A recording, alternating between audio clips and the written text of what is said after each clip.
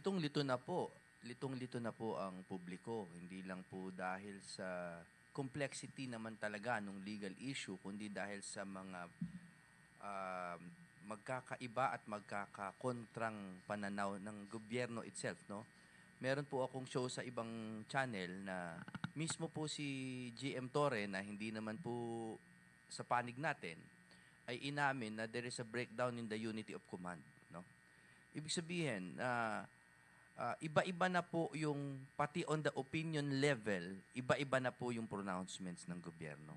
Tatlo po kasi yung legal na landas na pinopropose ng kabila. Ano?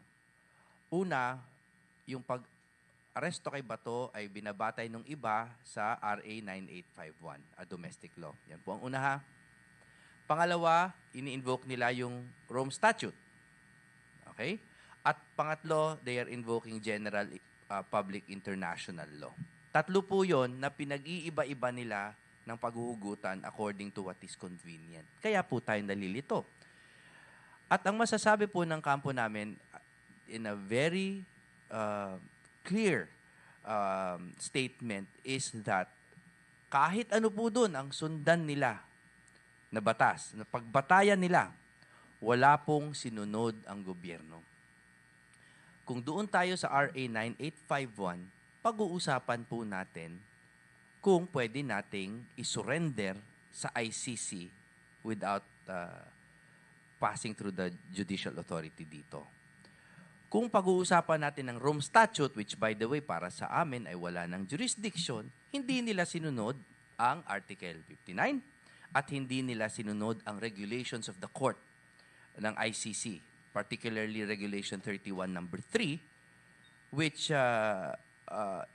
shows how to effectively serve a warrant, no, na personal notice.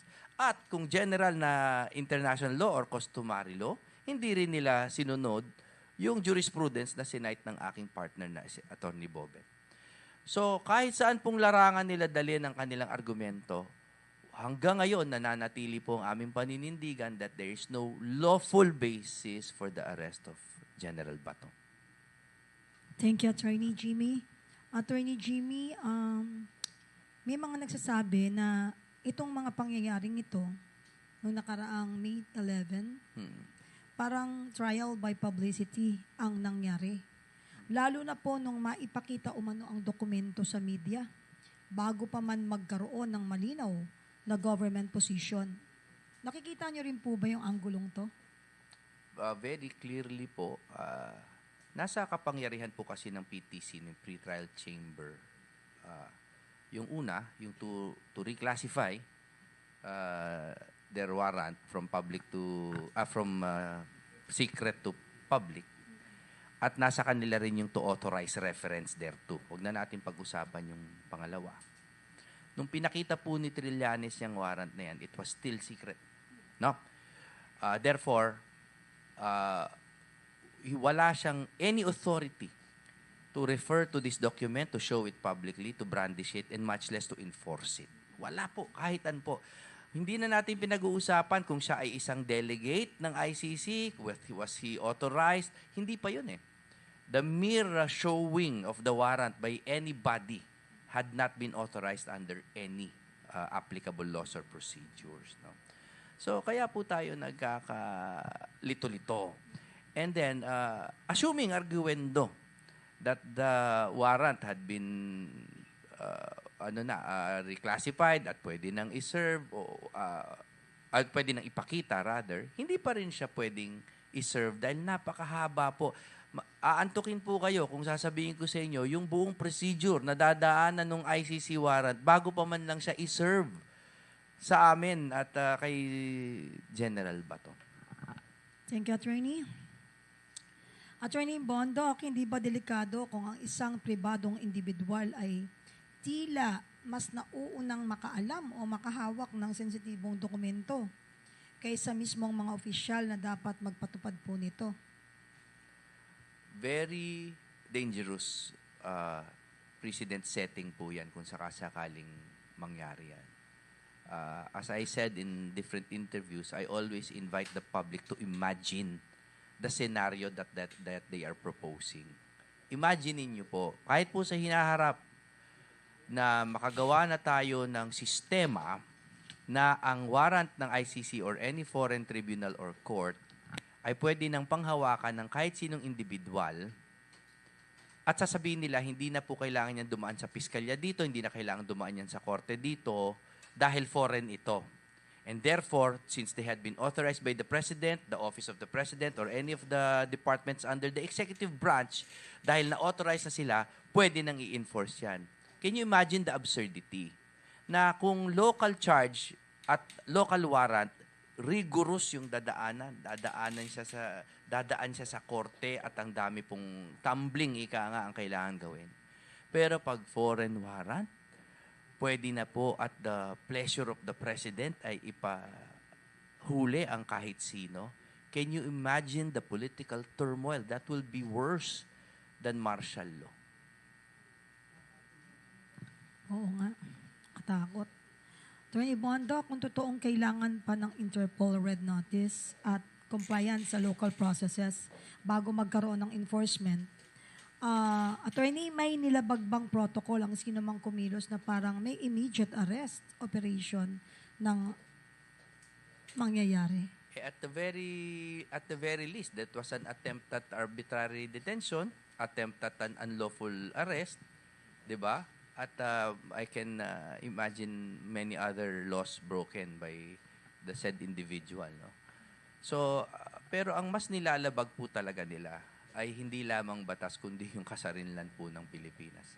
And that is the worst. I know that sounds like a motherhood statement, pero yun po ang pinakamasama na nilalabag nila, yung ating karapatan to enforce our own laws and to prevent colonial powers from imposing upon us laws that we do not recognize and giving foreign tribunals power to dictate upon our justice system. What they're actually trying to do, no, is they're trying to tell the Supreme Court, no, dito po sa comment po ng OSG, what they're trying to say to the Supreme Court is, mga boss, desisyonan nyo naman tong comment namin na hindi na kayo kailangan. Yun po ang hinihingi nila eh. No? They are asking the Supreme Court to decide against themselves and the country. And I really think this is dangerous. And I hope that all the authorities recognize this. Lakas ng loob mo, na. Ang lakas ng loob na gawin na yun, ha? Talaga nakaka-shock. Hindi na po kami nasasyak. Para lang po for the record. Hindi, kasi, they've tried everything. Eh. Attorney, parang ang thinking namin dito bilang isang simpleng mamamayang Pilipino na lumalaban ng patas araw-araw, parang saan sila kumukuha ng lakas na loob to manipulate at saka konsintihin ang iba't ibang mga autoridad to abuse. Malinaw po kung saan sila kumukuha ng lakas ng loob, and it is out of fear. It is out of fear of the scenario 2 years from now. Yeah. Malinaw. Attorney, isa na lang po. Balikan kayo mamaya ni Attorney Yvette. Ano po ang masasabi ninyo? Ito, kailangan pong marinig ng lahat ng mga kababayan natin dahil yun po yung isang katanungan nila noong pa eh. That was last week. Ngayon natin tatanungin sa inyo, baka masagot nyo bilang kinatawan at saka tagapamagitan at kayo po yung abogado ni Senator De La Rosa.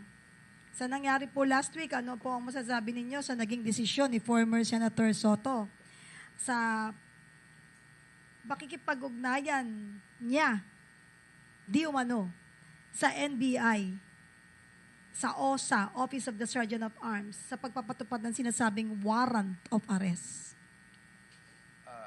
Pagdating po dyan, the reason why I want to limit my comments is obviously there's a very huge political struggle now within the Senate.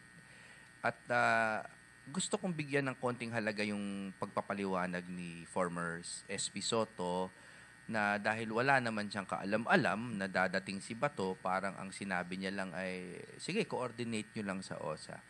Bigyan ko po natin ng kahit mga 50% na tiwala muna, no?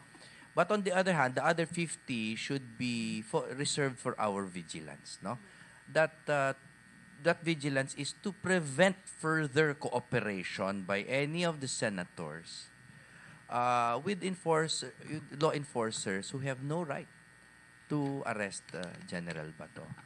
And that said, also, we are very happy for now that the Senate presidency has changed because we stand with Alan Cayetano. I think that has to be said. We cannot leave him out to hang to dry, no? Kasi si SP Cayetano is not being partisan. I want that clear. I think he is preserving the integrity and the sanctity of the Senate. I don't think it's for Bato. I don't think they've seen eye to eye on all stages of our recent political history, no? Pero ang para sa kanya talaga, bahay namin to, we are one of the 3 branches, at wala kayong pinapakita pang lawful basis para arestuhin ito. So, ba't kami magko-coordinate sa inyo? Kayo ang mag-coordinate sa amin pag meron kayong i-enforce out of respect. At kami, susuriin namin kung pwede nang arestuhin si Bato. Sinabi rin po ni Senator Cayetano, pasensya na humaba ng konti, Sinabi ni Senator Cayetano, iba naman yan kung local warrant yan. Kung local warrant yan, we would have treated it like they did with Enrile, De Lima, Trillanes. Pero hindi nga local yung warrant. So I think we should support Alan Cayetano in unison kung ano man ang kulay ninyo because he's preserving the integrity of the Senate.